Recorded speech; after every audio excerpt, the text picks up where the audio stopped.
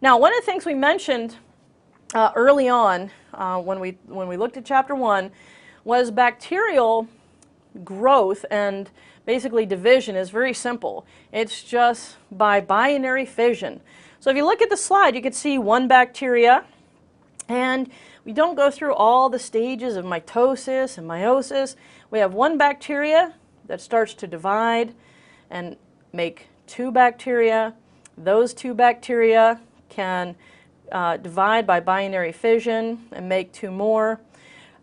So they actually grow exponentially. You think about an E. coli cell that can do that every 20 minutes. You're talking about very, very fast division of bacteria. So by binary fission is how they replicate. Now, where that's going to be somewhat important is if you look at the bacterial growth curve, all right?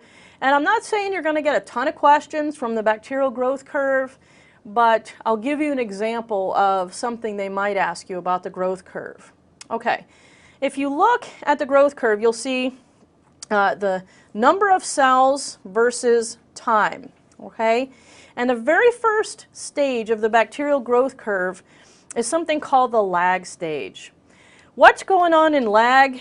Nothing you can really see. The cells aren't actively dividing, but they're getting ready to divide. It's not like they're just resting, kind of like gearing up for the division process, but they are making proteins and everything that they need to get ready for that division, all right? Probably one of the most important steps of this growth curve is this logarithmic stage, okay? And why I'm saying that is because the bacteria are growing exponentially. So fast that really you can't even fathom how fast they're growing.